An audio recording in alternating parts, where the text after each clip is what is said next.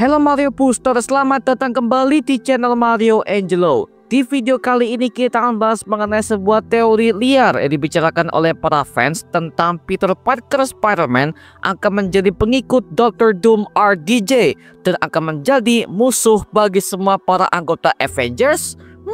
Yuk kita bahas semuanya mengenai teori liar yang satu ini. So Mario Booster, let's break down this video.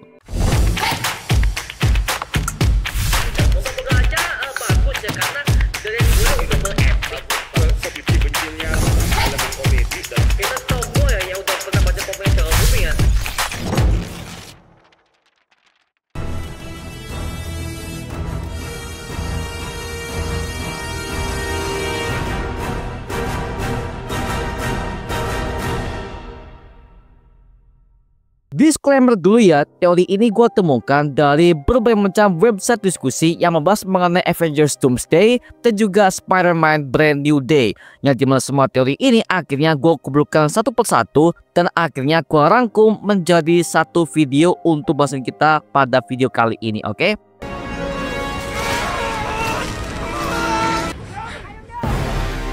Hi Spider-Man, I think you've done enough. Sudah dipastikan bahwa Spider-Man Brand New Day ini akan tayang setelah Avengers Doomsday, yang dimana semua superhero ini akan menghadapi ancaman Dr. Doom yang diperankan kembali oleh Robert Downey Jr. Bahkan semua berbagai macam cast-castnya akhirnya resmi diumumkan oleh pihak Marvel Studios dari video cast announcement yang durasinya 5 jam itu ya. Nah, baru-baru ini kita mendapatkan sebuah bocoran kalau nama Robert Downey Jr. sebagai Dr. Doom telah masuk ke Project Spider-Man Brand New Day sebelum itu diumumkan oleh pihak Sony Pictures dalam panel CinemaCon 2025 kemarin. Yang dimana hal ini bisa menjelaskan kenapa Spider-Man itu gak masuk ke kejadian Avengers Doomsday, karena ternyata Spider-Man ini punya plot kisah sendiri yang juga berkaitan kepada tema multiverse yang juga akan diangkat oleh Sony Pictures dan juga Disney Marvel Studios. Maka dari itu di video ini kita mengumpulkan berbagai macam teori-teori yang gue dapatkan dari para fans mengenai bagaimana caranya Spider-Man ini akan bertemu dengan Dr. Doom sesuai dengan bocoran yang kita dapatkan dari plot yang satu ini ya.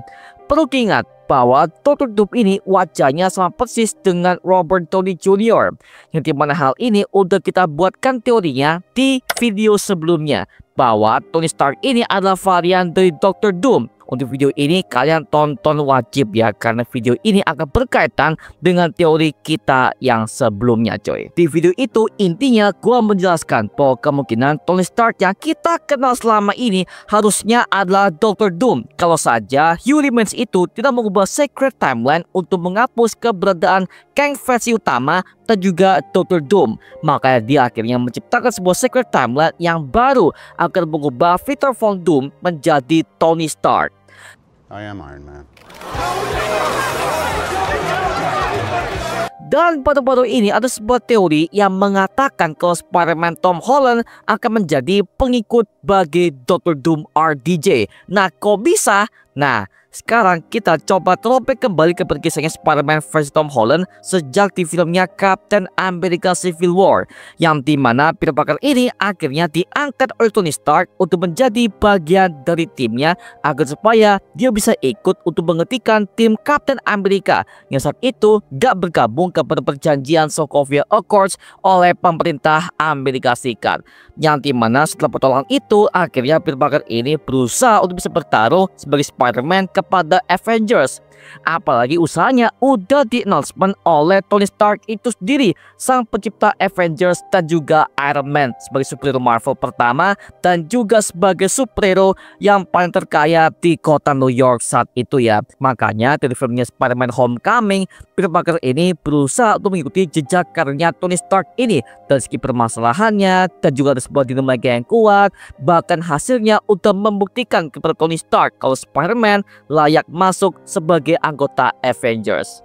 Baru akhirnya Spider-Man ini resmi sebagai anggota Avengers di film Avengers Infinity War pasca penyerangan Thanos ke planet bumi. Alright, kid. You're an Avenger now. Bahkan Tony Stark ini juga merasa bersalah karena juga udah kehilangan Peter Parker ketika snap Thanos terjadi. Makanya Tony ini berusaha untuk mengambil sebuah jalan keluar untuk menciptakan time machine alias mesin waktu agar supaya mereka bisa membalikan sebuah keadaan untuk mengalahkan Thanos dan juga mengakhiri invasinya di Avengers Endgame. Dari situlah akhirnya Peter Parker ini merasa hancur dan juga sedih setelah melihat pengorbanan Tony Stark alias Iron Man ini untuk menghancurkan Thanos dan juga pasukannya dengan jentikan Infinity Stones, sehingga itu akhirnya merenggut nyawanya karena disebabkan kekuatan kosmik yang udah memakan jiwa dan juga raganya. Semenjak Avengers Endgame, Peter Parker betul merasa hancur dan juga makin hancur lagi di Spider-Man Far From Home ketika dia akhirnya dikibulin oleh Mysterio, dan Peter Parker merasa bodoh karena akhirnya legacy Tony Stark ini ternyata ia kasih kepada musuhnya sendiri, yang tentu hal itu membuatnya makin merasa bersalah. Relax. Don't tell him to relax, Happy. How can I relax when I messed up so bad? I thought he was my friend, so I gave him the only thing that Mr. Stark left behind for me. I just really miss him. Everywhere I go, I see his face. Ditambah lagi di plotnya Spider-Man No Way Home, akhirnya Peter Parker sebagai Spider-Man udah bocor ke publik oleh Mysterio, dan akhirnya yang kena itu adalah Stark Industries yang menjadi korbannya. Dan lagi-lagi Peter Parker merasa bersalah kan sekali lagi dia udah menghancurkan legacy Tony Stark karena ulahnya yang ceroboh saat itu ya. Dan juga akhirnya dia makin hancur lagi di plot akhir kisah Spider-Man No Way Home ketika Peter Parker mengorbankan dirinya untuk menyelamatkan multiverse dengan cara melupakan seorang Peter Parker itu sendiri.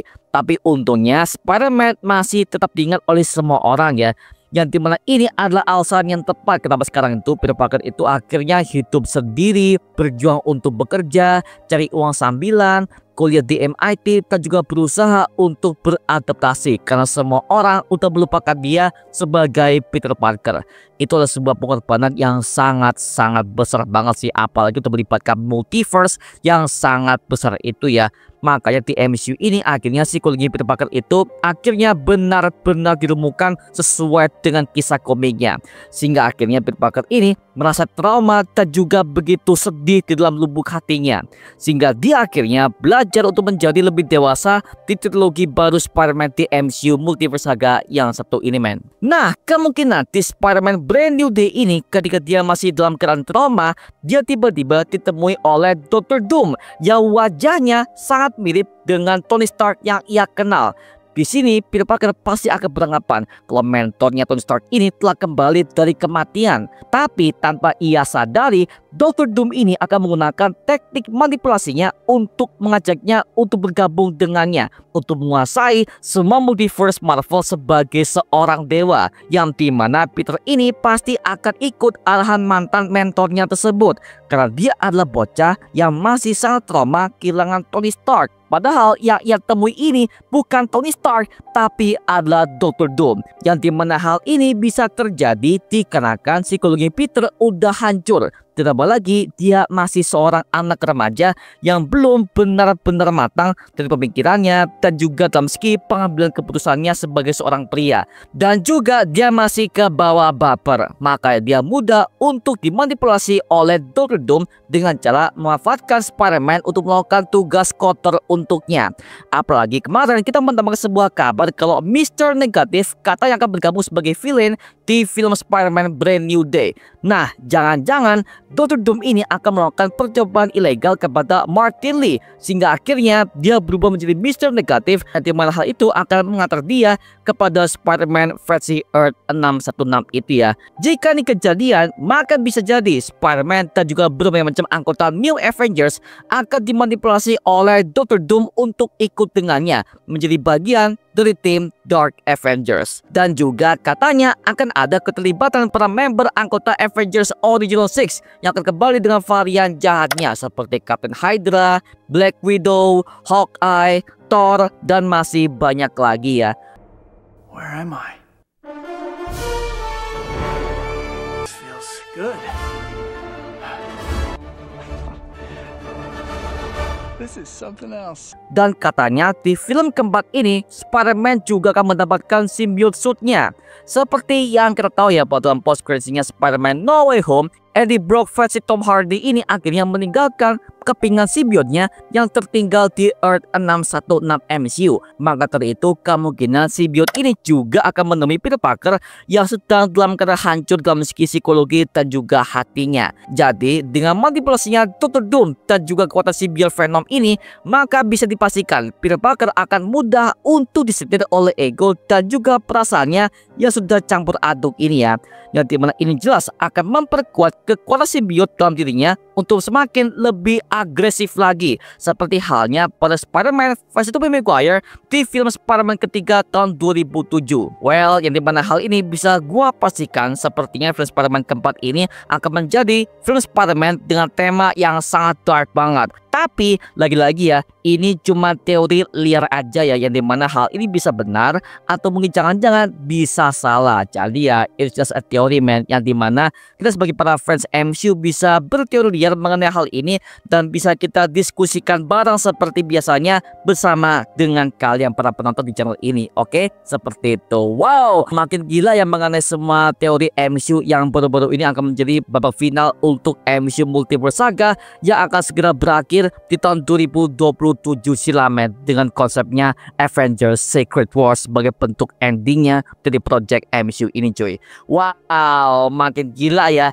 Nah sekarang gua serahkan kepada kalian, gimana pendapat kalian mengenai video yang satu ini?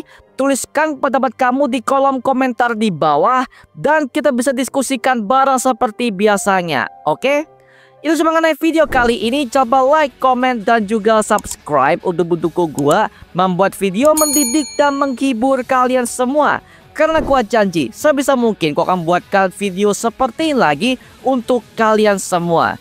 Dan jangan lupa untuk follow semua sosial media kita seperti Instagram, Twitter, TikTok, bahkan Spotify kita ya. Linknya udah gue siapkan di kolom deskripsi di bawah. Karena situ kita juga update berbagai macam konten terbaru buat kalian semua. Dan kalau kalian ingin join bersama kita di grup komunitas, langsung aja join di grup ya kita, namanya Mario Booster Official. Linknya udah gue siapkan di kolom deskripsi di bawah. Dan juga terima kasih buat kalian yang bergabung ke membership community. Nama gua Mario Angelo dan sampai ketemu di video berikutnya. Adios dan thank you semuanya.